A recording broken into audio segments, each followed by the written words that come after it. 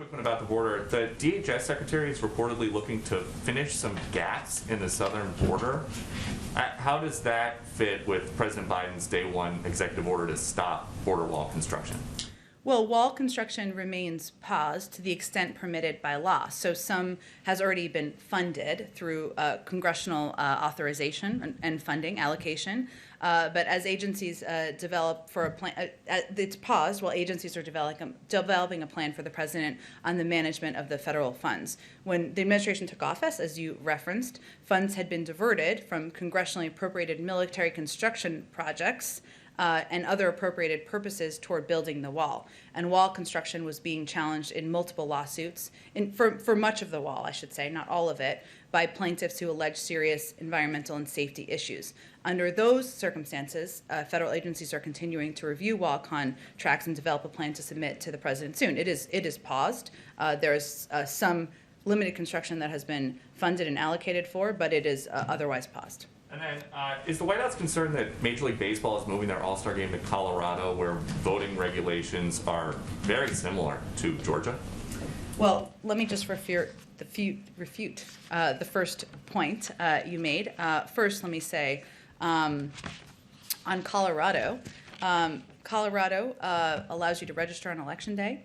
Colorado has voting by mail, where they send to 100% of people in the state who are eligible applications to vote by mail. 94% of people in Colorado voted by mail in the 2020 election.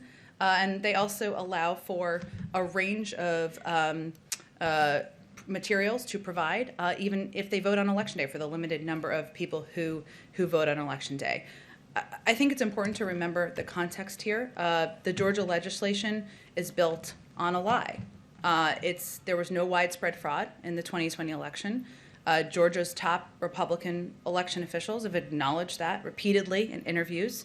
And what there was, however, was record-setting turnout, especially by voters of color. So instead, what we're seeing here is for politicians who didn't like the outcome, they're not changing their policies to win more votes. They're changing the rules to exclude more voters. And we certainly see the circumstances as different. But ultimately, sorry, let me add one more thing. It's up to Major League Baseball to determine where they're holding their All-Star game. Okay, a quick one from a colleague who could not be here. You're talking about the new vaccine eligibility deadline. Mm-hmm. Is the supply ramping up quicker than expected? And if not, what does moving the eligibility deadline up actually do in practice? Like, are more people going to get vaccinated faster?